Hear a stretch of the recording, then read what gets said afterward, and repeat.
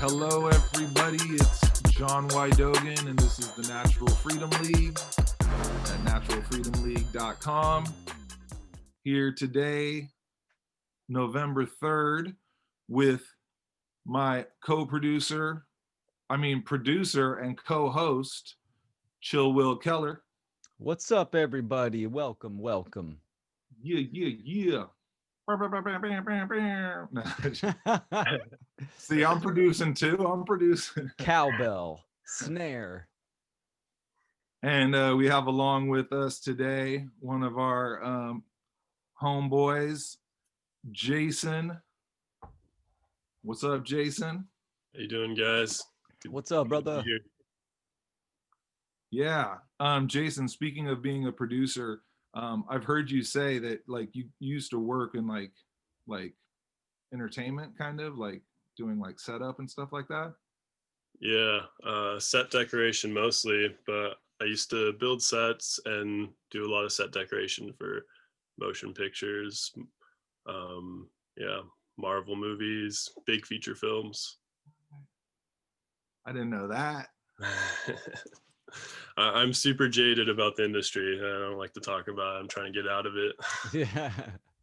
Did you, is there a lot of that opportunity up here now, or did you do it down south? You know, that's funny because a lot of people, when I tell them I work on movies in San Francisco, they're like, oh, I didn't know that many movies were shot in San Francisco.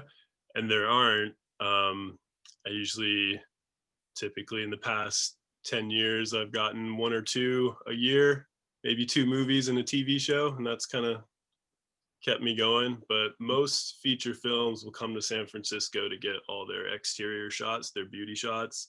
And it could be a movie that takes place on the West Coast in San Francisco, but then they'll go shoot it in Atlanta or Vancouver and just get their exterior. So they'll be here for like a couple weeks. We don't get a lot of full beginning to end productions. I think the last full production that I worked on was Steve Jobs with what's her face? Kate Winslet. That wasn't the one with Ashton Kutcher in it, was it? No, that was the one with Fassbender and Kate Winslet. Forgot the director's name. The director that did drawing a blank, right? Danny Boyle. Danny Boyle. Danny boy. Cool. Yeah.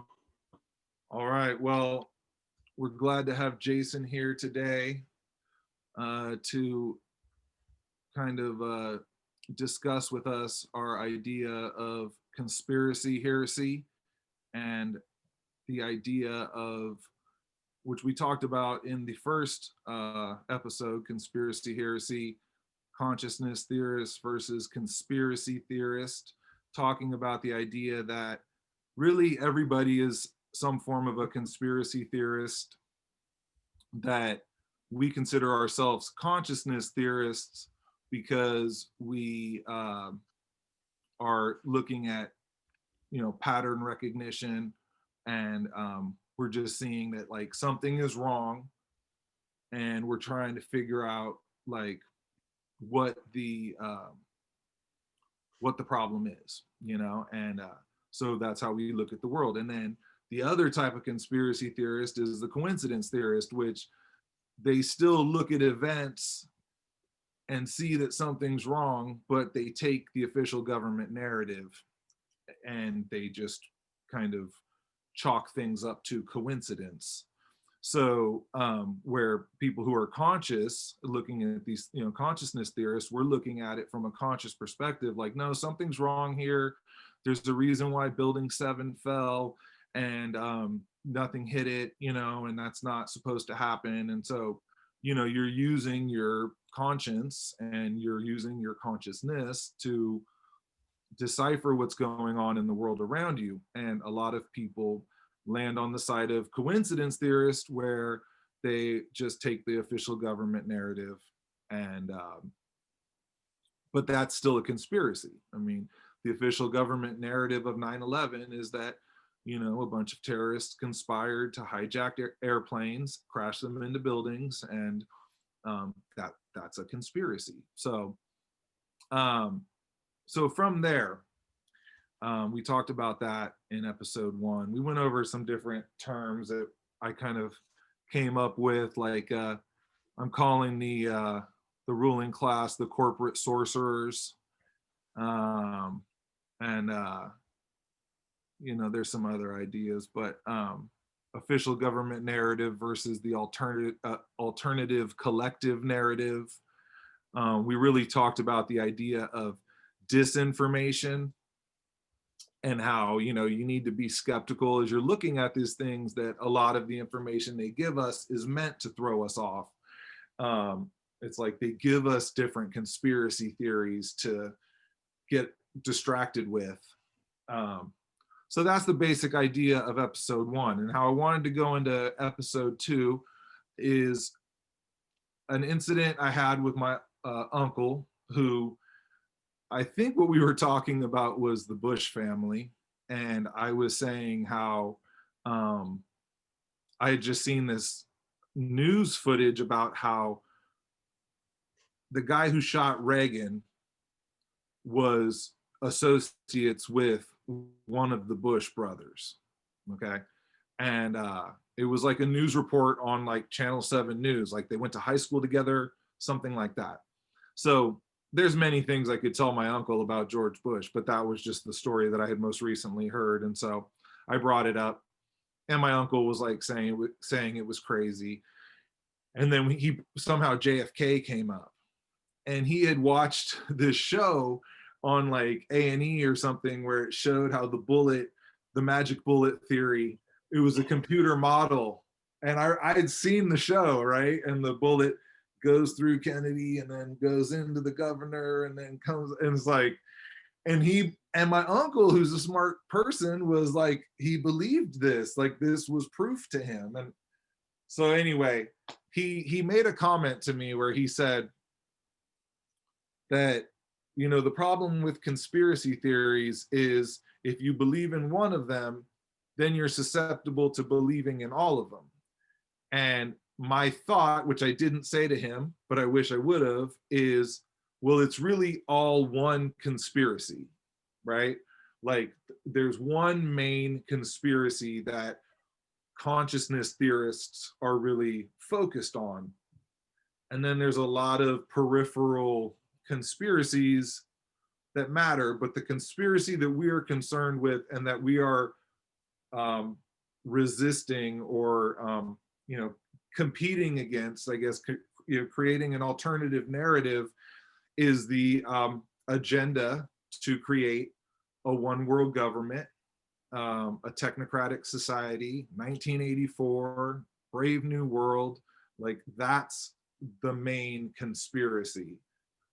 UFOs, all this other stuff, it could be connected, but so we kind of just wanted to get down to the conspiracy, right?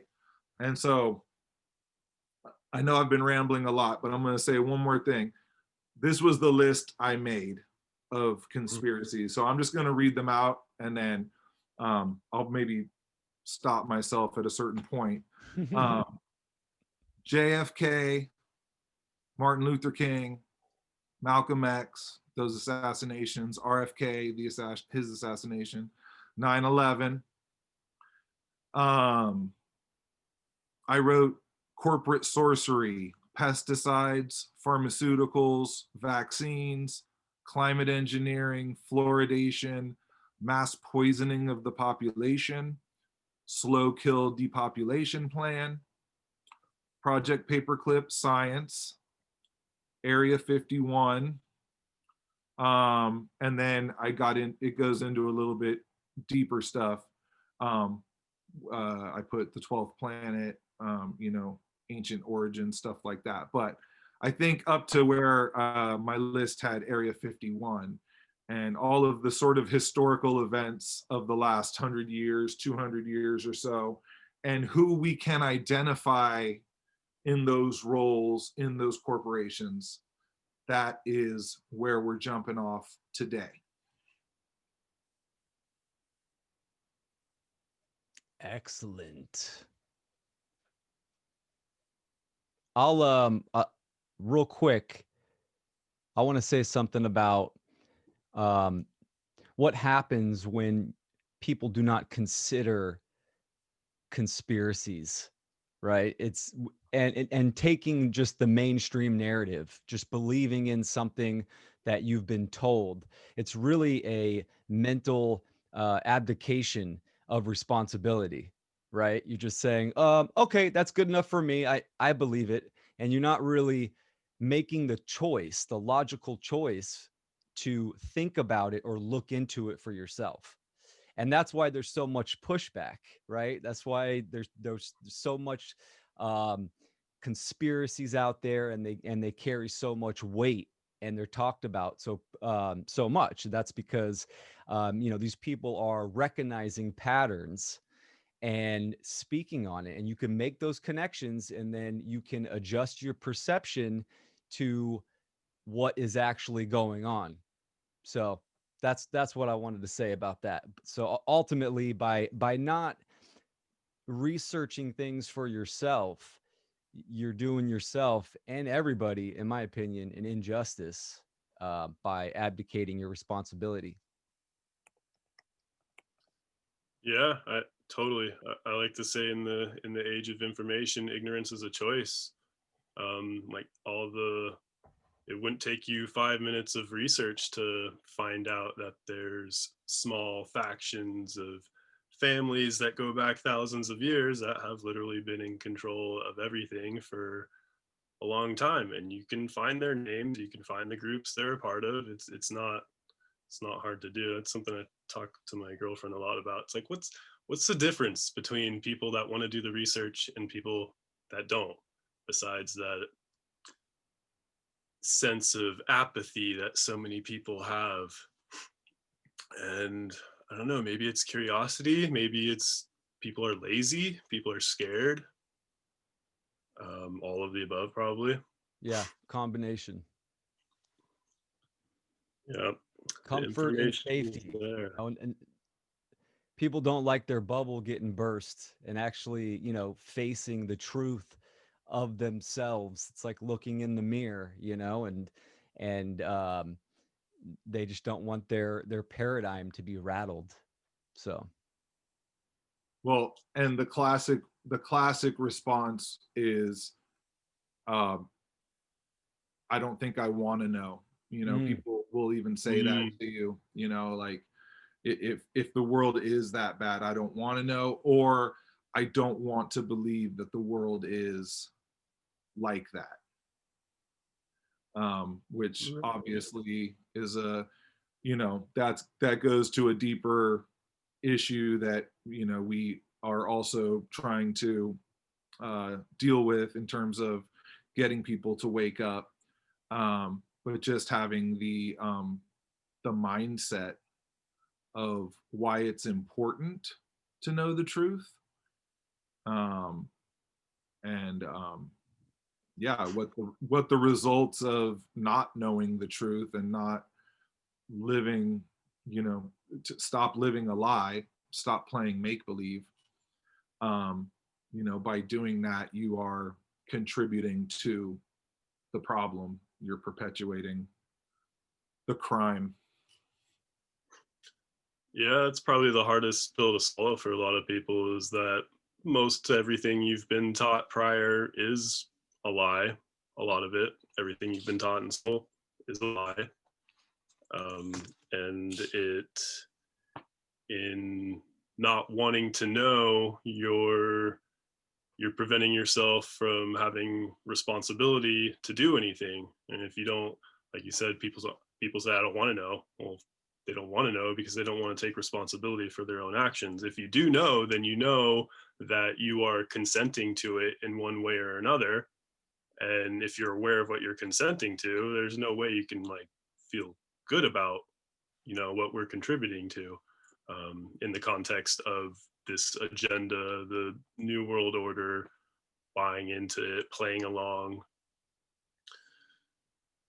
I had an interesting interaction at the grocery store the other day mm, where I walked through the whole grocery store without a mask, got to the checkout stand. They started telling me that they wouldn't check me out unless I put the mask on. and we kind of got into it, and I got my groceries and I got my change, and at that point I was like, all right, I got what I need, so now I'm gonna play a little game with you guys since they were playing with me. And I just stood there in the doorway and just told everyone, take your masks off, stop playing along, you're all playing along. This can end when you decide to stop consenting, to stop being complacent, to take back your sovereignty. And I think that's what a lot of people are scared of, because that implies a lot of responsibility, and that's heavy. Yeah, Right. man, I tip my hat to you. There needs to be more people, activating that courage inside. And another thing, I think people are, I hear this a lot as well. Well, what can I do? Right? Mhm. People, life's short, and what power do I have? What can I do about it? And the answer is a lot. Our current human condition, which is, you know, control and a state of duress and violence, and that's because of the actions of the aggregate of humanity, our actions and our behaviors. So turning the cheek and not understanding that you do have a responsibility, it's just sinking us deeper into the hole. So, and ultimately you're passing it on to your kids and your grandkids. It's just, you know, continuing the cycle. Right. Yeah. And that's why, part of the battle is what we're doing when we're going and talking to people, which is like letting them know, like, this is the core of the problem and there's this like deeper issue. But when you talk about the specific conspiracies, that's sort of where you get into um, answering questions that the people will ask. It's inevitable that they're going to ask, like, well, what's this? They're going to want to know your perspective on the world and on history and on, well, we eradicated polio. And so like that gets into more of the specific conspiracies. And I wanted to ask you, Jason, like, where do you think is a good place to start in terms of like if you're kind of breaking down to somebody like what's going on? And especially, I mean, I would like kind of think, personally, I would think kind of around like the Nazi era, and who funded the Nazis, and all the science that came out of that. But what do you think is like, is there stuff before that that is even worthwhile getting into? Yeah, man, that depends on people's attention span. I mean, if you really want to get into it, our current conspiracy you could take back to the 1600s with the British East India Company, and then from there it just becomes the Club of Rome, Committee of 300, Bilderberg Group, and it's all the same people. Um, but you mentioned the Nazis, and I think Project Paperclip is a huge smoking gun. It's a Mm. verified document.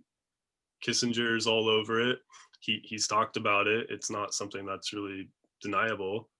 Um, and that whole project was about taking all the Nazi scientists and making sure they all got head positions at all our universities. NASA, we're all familiar with Werner von Braun.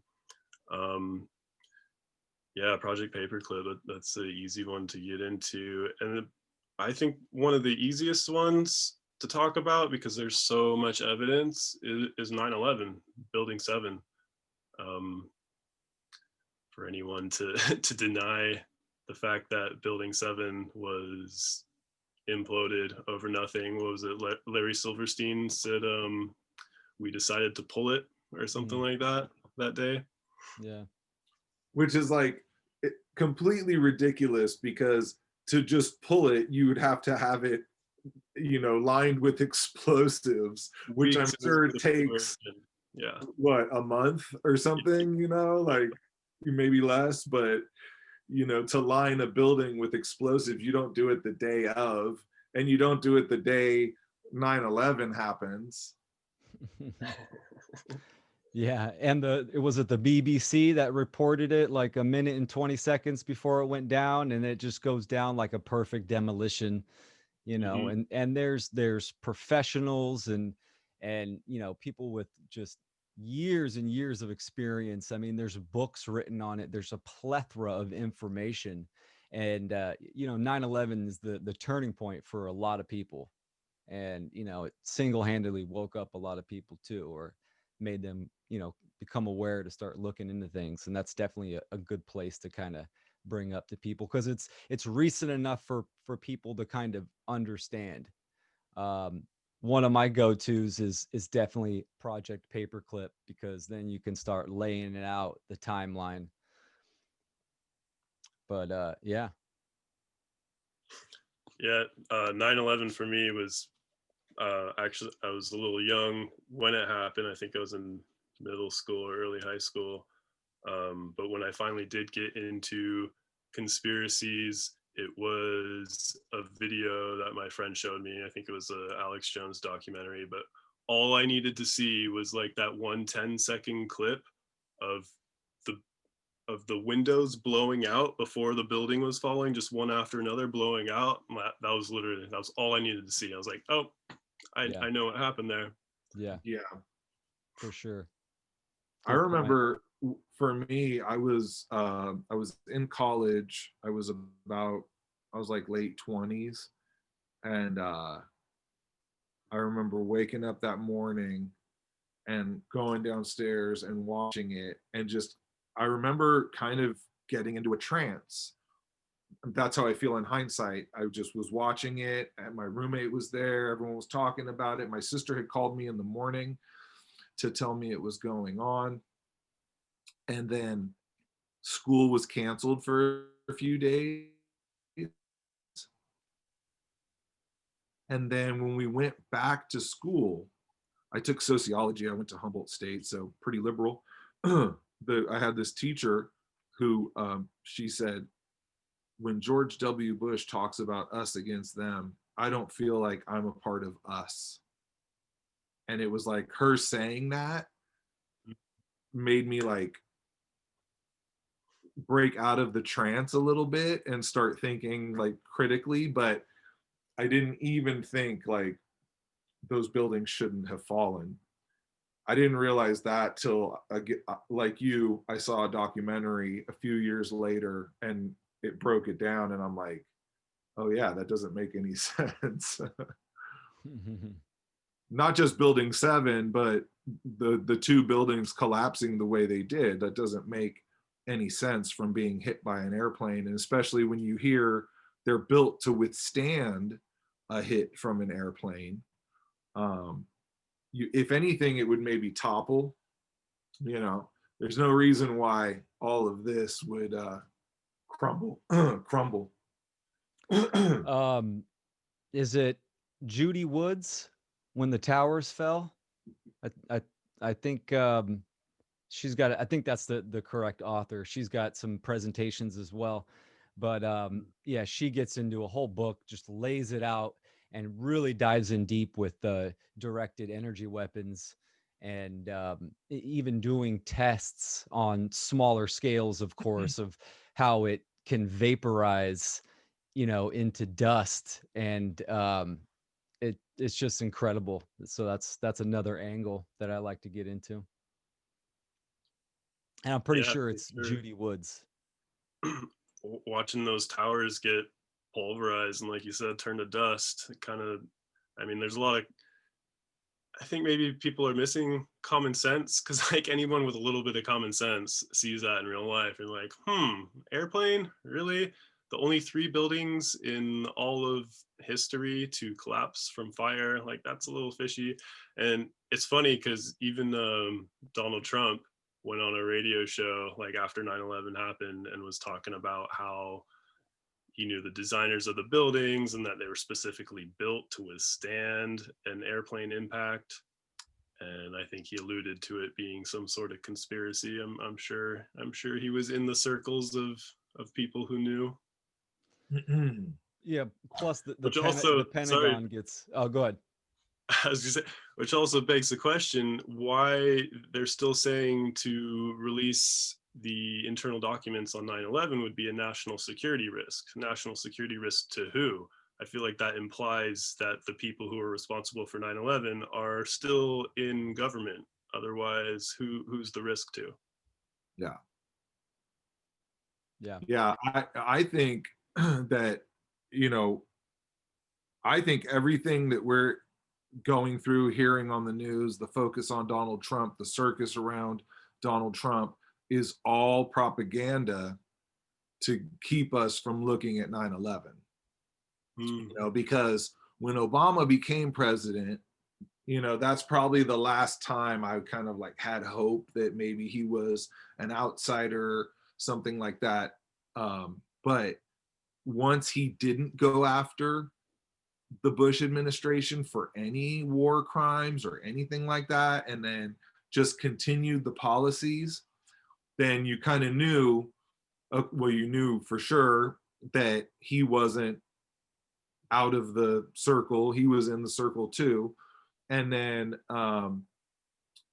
so when I hear, it's funny when I hear the people who believe Q and believe that Trump is fighting them, you know, the deep state, I'm always like, well, how come they never bring up 9/11?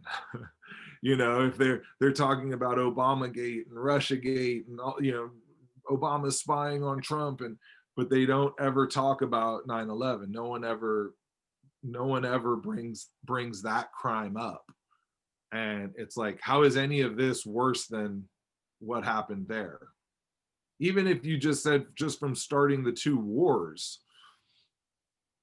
Yeah. It's amazing what it set in motion. And you're right. You know, Q, all these other people, Edward Snowden, none of these people talk about 9/11. They don't go into that. And, you know, that's a huge red flag. I mean, 9/11's, you know, one of the biggest ritualistic murders against, you know, the human people of the United States. It's just unbelievable how it's just brushed off. It's just in the past. It's not touched on at all. Should be highly talked about still. Yeah, talking about not trusting an administration because they're not talking about 9/11. It's like we still haven't heard what really happened with the Kennedy assassination. So it's Right. like, are those the people involved in that? Are they still in government? Right. Yeah, it's like no matter who you vote in, the truth never comes out. Um, I was looking at this article a while ago. It came out in 2012, and it was this girl, high school student in California, and she did for a school project. She discovered that at the time, 42 of 43 presidents were all related and shared the same bloodline. And this is like a mainstream article. It was in the news. It was all over the place. They're all related to King John of England, which is funny because I think that was the same guy in the story of Robin Hood. That was the king in Robin Hood time. Oh, that's right. Yeah. Yeah, they're all related to Vlad the Impaler, Lincoln, the Windsor family. Like, they're all related, share the same bloodline. And that, I mean, that's stuff that we know, but it's like the average person, they could figure that out pretty easily. Oh, and the only president going up to Obama that wasn't part of the bloodlines was the 8th president, Martin Van Buren, who was of Dutch descent. So what about, does anybody know about Trump? I haven't heard if he's in the bloodline. I do not know. It's weird that we haven't heard that. You would think that someone would have said that already. But yeah, I have to look into that. I haven't heard that. But yeah, that's I remember saying to my mom that, you know, Obama is like 11th cousins with Dick Cheney and like 10th cousins with George Bush. And my mom would say, well, at some point we're all related. And I was like, nah, no, we're not like that. not like that. We're not from their bloodline. Probably not. I mean, it's possible, you know what I'm saying? But my dad was from Holland. You know, my mom was from, her family's from Cape Verde, which is like off the west coast of Africa. So if we were in the bloodline, it'd be accidental. You know what I mean? It wouldn't be like, you know, but I was like, what are the odds that the first black president is part of that bloodline? Although that does make sense though, because if they were mixed with, you know, any of the, you know, slave families or something like that, then they could be connected, you know. But anyway, I just was like, what are the odds, right? Like, uh, yeah, I don't know. It's again coincidence, right? People chalk it up to coincidence. You know, one thing we were saying, Jason, was the word coincidence is, it, you break it down, it's just coincident. It's two incidences that relate to each other in some way, but it's taken on the connotation of, oh, it's just a coincidence. It's not, there's no reason to notice the pattern there. It's just a coincidence. Yeah, just chalk it up to chance. Right. Was it Kybalion says chance is but a name for law not recognized. Exactly. So everything that you see as chance is actually from cause and effect. Something, obviously, it's like something made that happen. Things just don't happen for no reason. There's a sequence of events. Yeah, by law, right? It's just the cause is not recognized. And that's one thing, you know, when you start digging into these conspiracies and these and this information, that's what you start to realize, is that there is a bloodline.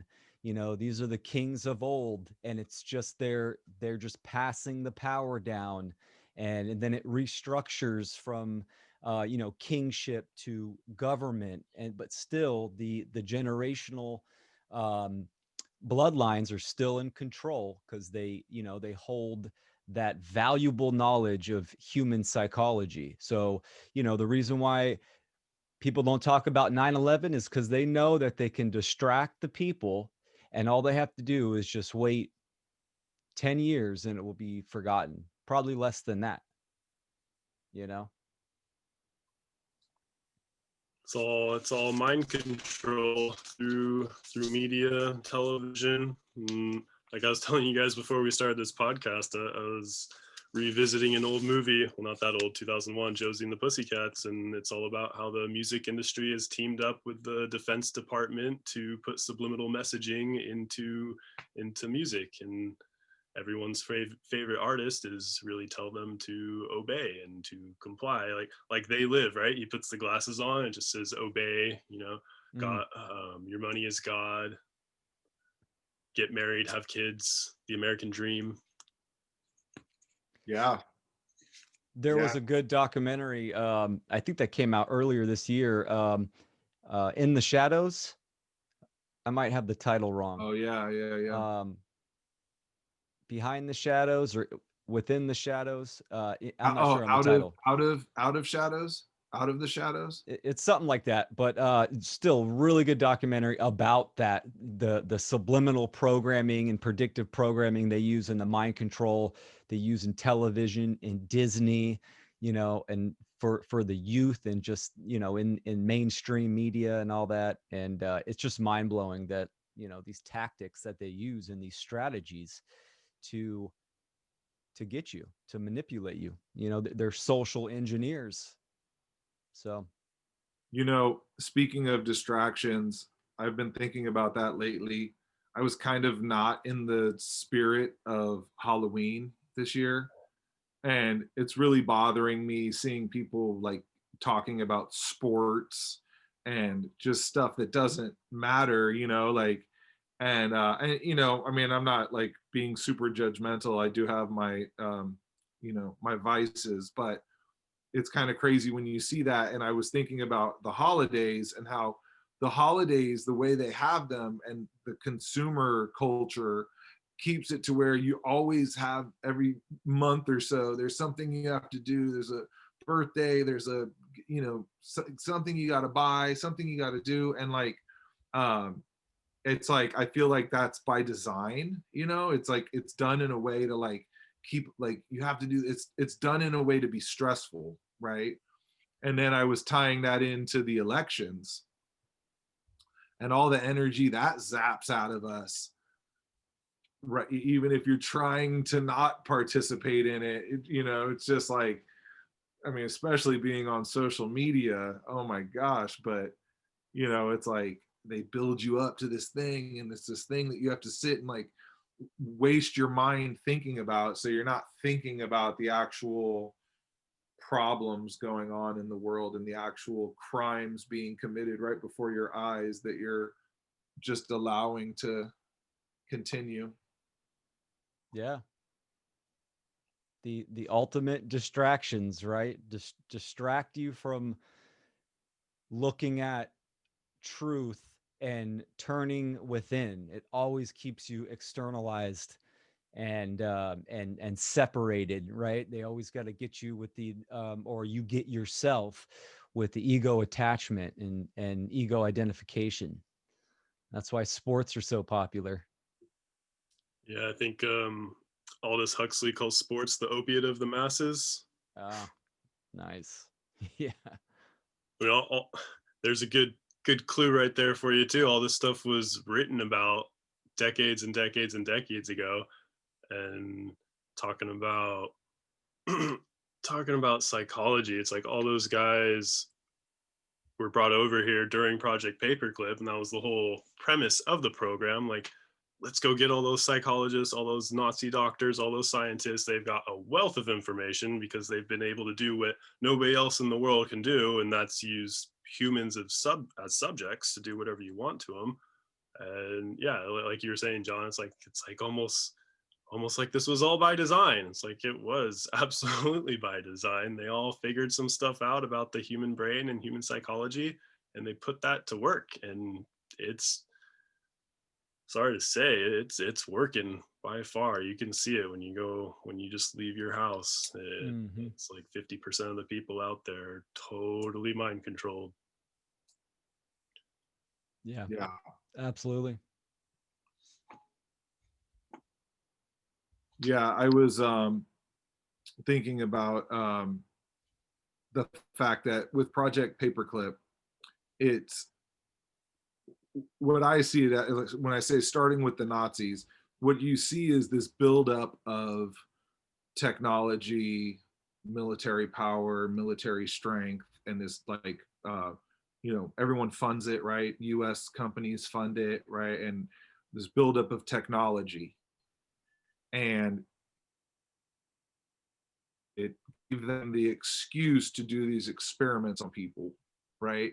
Because it was like under the guise of this evil regime that was coming up. And but it's, you know, being controlled, if you're imagining it's being controlled by this, you know, money interest behind the scenes, right?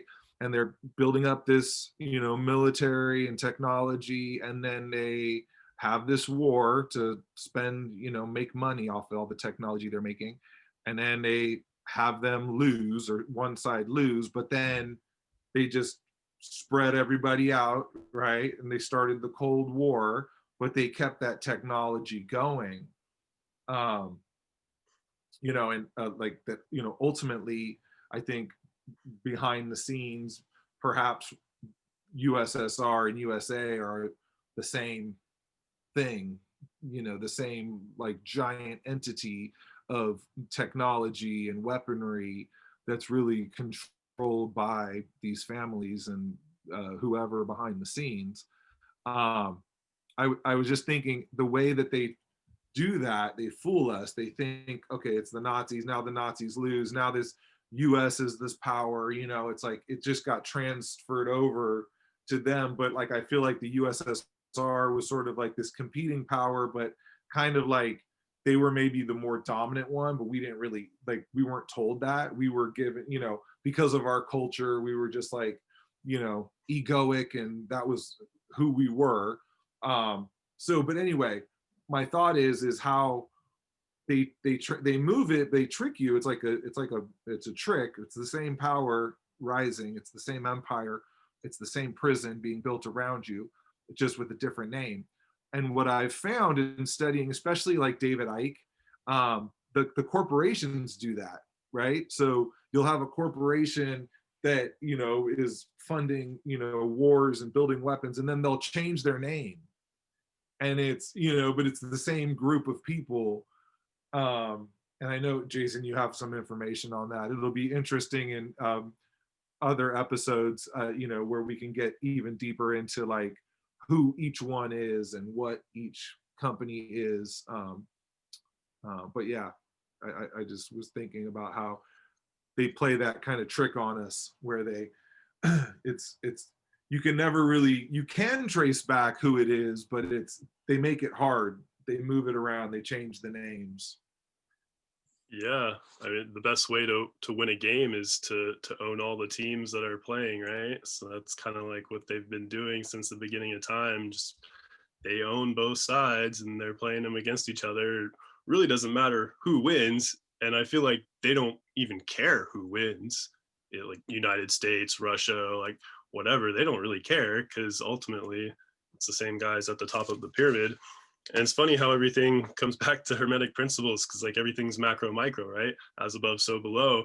And like the story of the Rothschilds is a perfect microcosm of the macro. Like the story of the Rothschilds is they got control of the Bank of England, controlled the money supply, and what's his name? Mayor Rothschild. He's got a middle name. Amschel Yeah, or something? Mayor Amschel Rothschild. He had 5 or 6 kids and sent them off to all different places in the country, like Spain, France.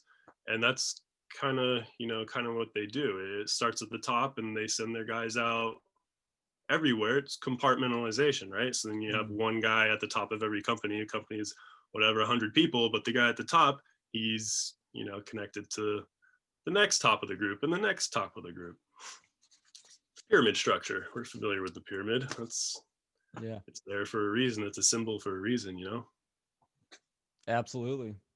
And that's the illusion that they that's kind of propagated, right? That countries are separate and these events are isolated. It's like, even seeing people saying, oh, the new world order's coming. It's already here.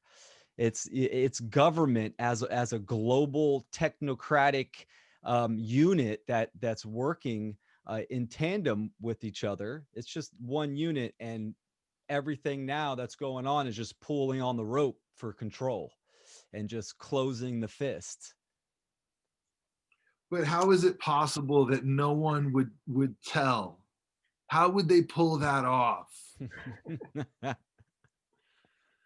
They get rid of those people. Or right? they get him to sacrifice some children or do some drugs or rape or kill somebody, and then they're compromised and stuck in the blackmail operation, which we're familiar with from seeing Jeffrey Epstein situations. Exactly. That's an important piece. I need to put that on my list. Yeah. Human trafficking, right? And that's that's one of the events.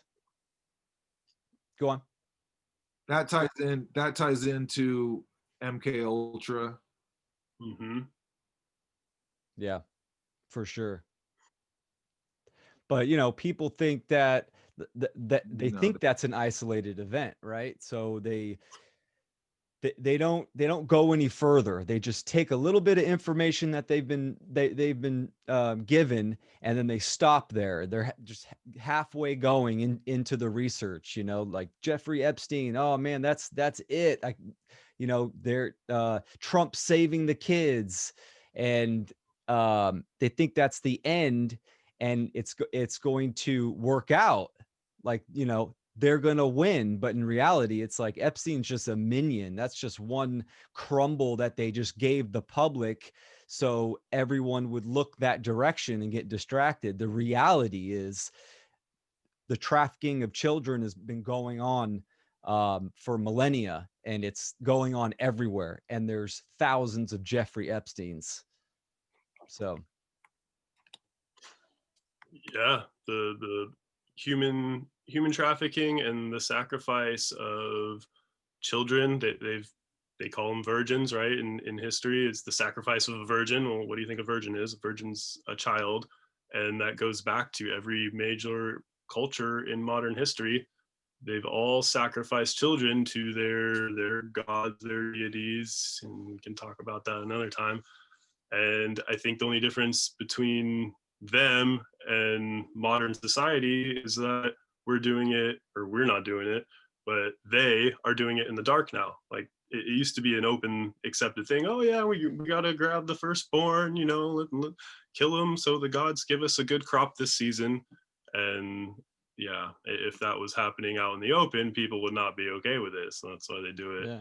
in the dark now. But hopefully that should all be coming to light soon. It's hard to ignore that stuff. And I think that's where the whole Q thing is kind of, whether or not it's a psyop, most likely it is. It has helped bring awareness to especially human trafficking and that whole scheme. Yeah, Yeah. for sure. And yeah, and Hey, you know, and that's where people just need to keep going. You know, don't put all your eggs in the queue. You just Exactly. subscribe to the Q movement, and that's where a lot of people just stop. They think that's it. That's the end all. It has all the answers. In reality, it's just a stepping stone for you to dig deeper and expand your research and start connecting those dots. You know what's funny about Q is that it never mentions where all the research came from. Who did all the research to the stuff that Q is exposing, right? He never mentions the Committee of 300 by John Coleman. He never mentions Fritz Springmeier. It's like this stuff is on the CIA website. It's verifiable. It's documented, and the whole story's there. It's been there for decades and decades. What was it? Ted Gunderson. Ted Gunderson's been talking Mm, about this for decades and decades. yeah. Q just never said anything about Ted Gunderson. Q doesn't talk about those people. He doesn't talk about Jim Mars or Daniel Estulin or the people that have actually done the research and figured this out by reading the government documents. You know, it Gary came Al. straight from the horse's mouth, and anyone can find that. Get the quotes straight from the horse's mouth. They're not shy about it. Yeah. you mean about the human trafficking? Just the conspiracies in general, you know, like George Bush talks about it, Gorbachev has talked about it, Henry Kissinger has talked about it. I found a quote from Joe Biden from 1992 where he wrote an article in the Wall Street Journal titled "How I Learned to Love the New World Order." Like the New World Order has been talked about by the very people who are creating the system. That's what I mean by straight from the horse's mouth. Right. Brzezinski. Right. Yeah, definitely. So this, I just wanted to throw this in here just because of COVID. Um, when when do you think, Jason, you have a good historical frame to go off of? When did biological warfare start? And I don't know, what do you think about the connections between that and, viruses and vaccines? And because I feel like that's sort of all these families sort of, I feel like they've used health as the vehicle to enslave all of us. It's the one thing that makes us all uh, it makes us all dangerous, right? Yeah, I mean, I think this modern medical tyranny thing is probably not as old as we think it is, but something that comes to mind is the blankets that we use to purposely infect the Native American populations. They were infected with smallpox, and that was very deliberate and purposeful. So maybe that's the first example of biological warfare. Something that comes to mind in recent history, I couldn't tell you the years, probably the 50s or the 60s, there was something called Operation Sea Spray. And they took a Navy carrier and had it sail past San Francisco Bay. And as it's sailing past San Francisco Bay, I don't know what they called it. Maybe it was a cold virus. They probably called it coronavirus because that's how this shit works. And yeah, they wanted to track how many people got sick. Operation Sea Spray. You can look it up. It's something that really happened, and they didn't tell 1950. anybody about it. There you October go. 11th, 1950. Yep. Yeah. That's crazy. Yeah. Yeah, they did the same thing in New York in the 70s in the subway system, right? They released a virus or a bacteria just to track to see how much of the population would get it, and nobody's told about that. That's open human experimentation without consent, and it's been happening in our modern history. Yeah. And nobody's done anything to stop it or stood up against it. Nobody even talks about it. See, these are the patterns that people need to discover and look at. I mean, I'll even throw in the Flint, Michigan water crisis. You know, it's Yeah. like people have to understand that government does not give a shit about you. It's like, you know, so there's so many events, and people gotta look into them, gotta do the research and activate the logic and reason. We did talk about the trivium on the first conspiracy hearsay episode, which is good. You know, activating, learn how to think, learn what critical thinking is, and activating the trivium, which is the process of truth discovery, and you know, start diving in.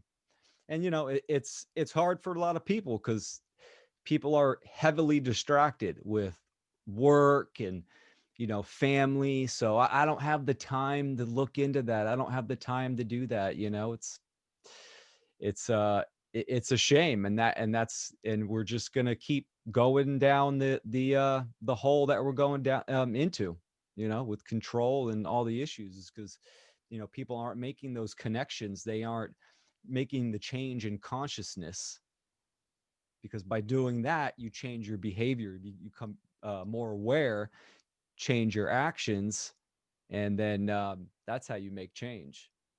Not fucking voting in a box for a master.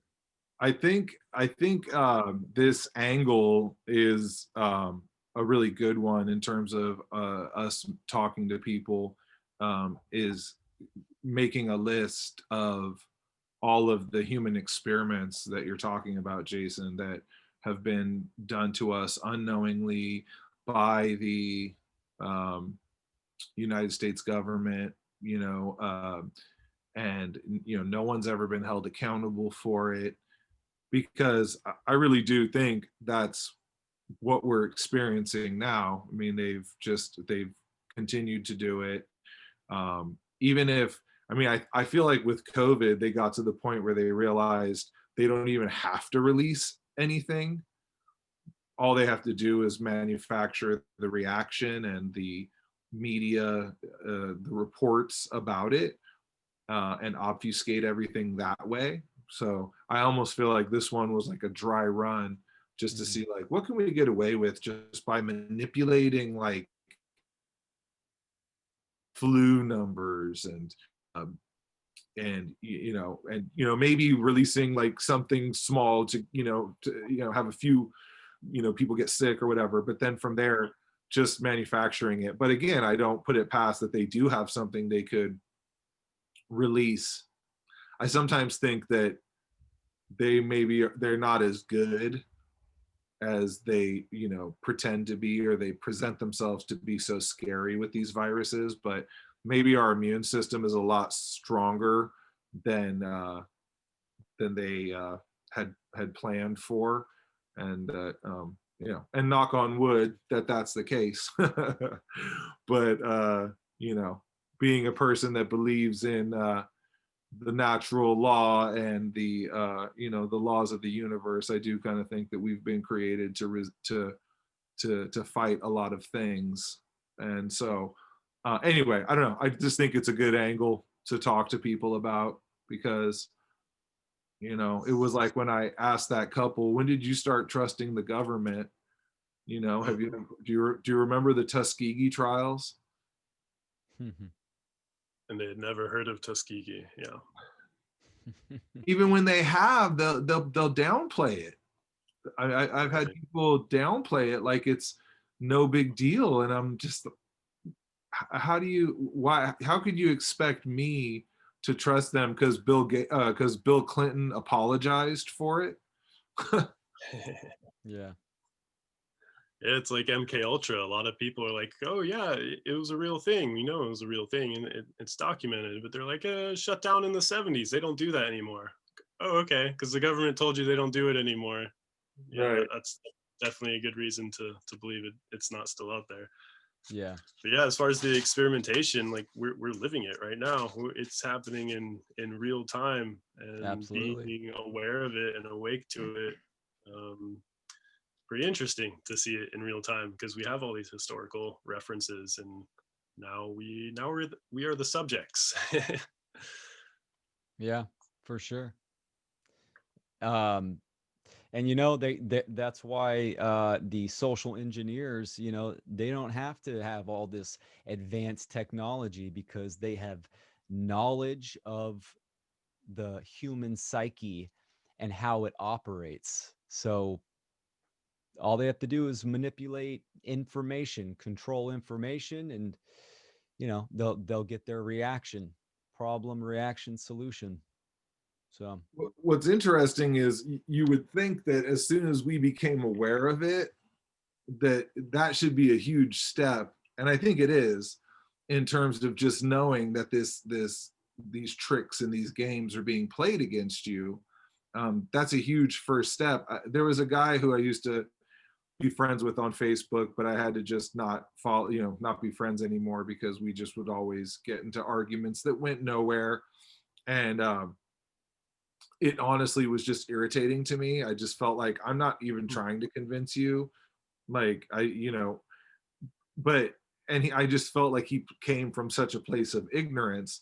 But one time I said to him, "You want to pretend like social engineering isn't a real thing." I took sociology in college. Like, social engineering is real. That's all you have to point to show that people sit around and they plan to get a reaction from the public or from the masses on some level, even if it's just for business. um, that is real. So to pretend that that doesn't go on is just kind of being dishonest.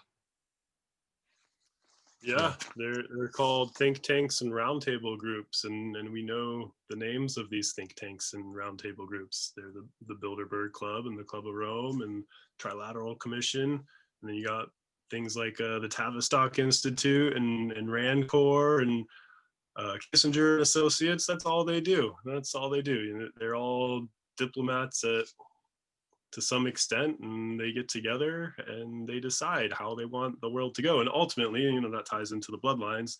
It's the pyramid structure. At the top, there's always a guy that's connected to the bloodlines, and yeah, there's 13 or so original bloodlines, which supposedly go back to the Nephilim bloodlines, and they think and that's one place I think is good to start with people, is that people like the Rothschilds and Rockefellers, like, get into what they believe. Like, the people that we believe are the bad guys. Like, what's their beliefs?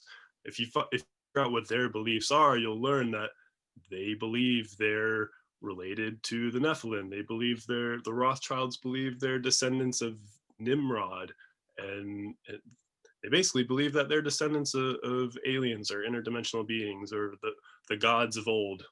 Mm-hmm. And yeah, it would be silly to think that if there were bloodlines like that they would just let random people take history into whatever direction they felt like. Yeah. Yep. The bloodlines of the kings, and then the pharaohs, it just keeps going, and and that's exactly what they believe, that they are the gods of earth, that they can be God on earth. And we're everyone else is just cattle.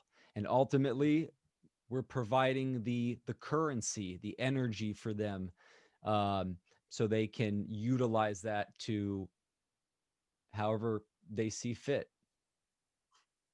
Oh, so you guys are talking about the Rothschilds. So you guys are anti-Semitic. Classic. Yeah.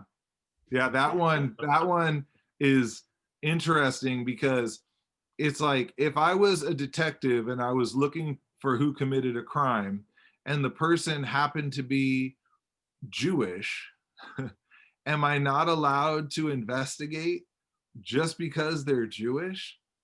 And Absolutely. that is exactly how people act, and that show, and what's interesting is I think what we understand is they're not actually Jewish. They're Jewish in name. They present themselves they're culturally Jewish. They present themselves as Jewish, but behind the scenes, that's not at all what they believe. And I think that is a good point to make. That and I mean, there's a lot of people who are Christian who same thing. They're not really Christian.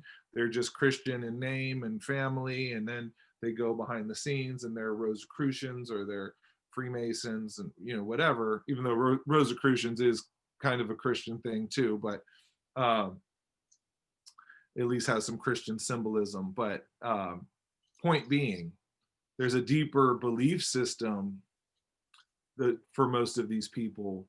And so anyway, but yeah, that's a box they try to paint you in. Yeah. It's Those are just all funny that, just mental programmings that are yeah, getting activated. It's just they're all cop outs, and they're just masks that people can hide behind.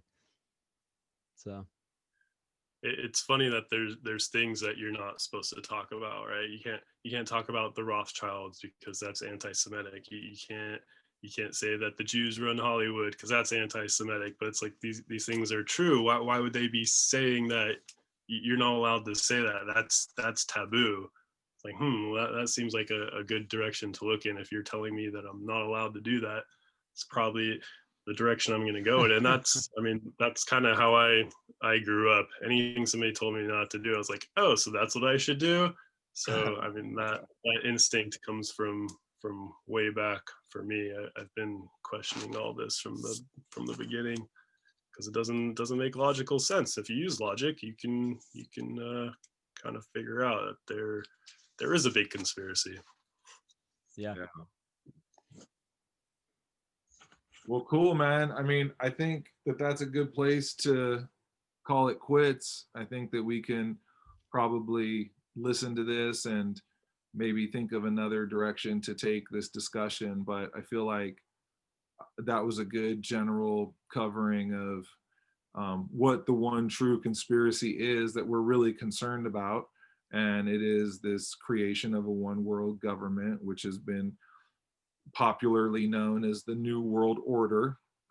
And we are kind of coming from a place of we're trying to create a new world order, but one that we participate in creating, not just blindly creating or following some culture that is being created for us. We're stepping out of that and saying, yeah, there is going to need to be something new, but we're going to play a part in what that is, and we're not going to participate if it continues to be around, sacrifice and depopulation and death. We don't believe in that system. Yeah. And ultimately it's Anybody have anything else to say? yeah, I'll throw in real quick too, with the, it's one big agenda. They don't want the population, the majority of people, to understand that there's a certain group of people in control that's manipulating you, right? And also they don't want you to know who you really are and how you really operate and how nature, the natural world, operates. So yeah, the agenda against natural law and this reality, what's going on, the worldview, the correct worldview. So yep, closing statement. We are sovereign co-creators of this world, and the elite don't want us to know that, because the world we would create would be vastly different from theirs. And it's likely that human beings in general are much more powerful than whatever the species that the elite are, because I don't think that they are human beings.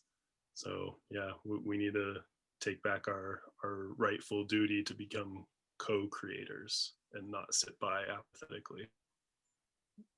Yeah, and I think Excellent. the last thing I'll say is that, you know, the idea of being a consciousness theorist, and, you know, it leads you into the conspiracies, because you are ultimately, you're looking for truth. And if you look for truth, this is what you find, is what's really going on in the world. And so they are connected. And they're also connected in the sense that when you talk to people about natural law and the illegitimacy of government, it it inevitably goes into some of this historical factual stuff. So it's good to keep abreast of like what documents there are that we can point people to show them like what actually has been going on. And I always say it's actually called agenda 21, agenda 30. It is an agenda, you know, it's actually called an agenda. Yeah, for sure. So, all right. Well, it was another good episode. Thank you, Jason, for joining us. Yeah, Thank thanks for having you. me. Anytime. We'll have you back again for sure. And thank you, Will. And always remember to put something good in the air and plant something good in the earth.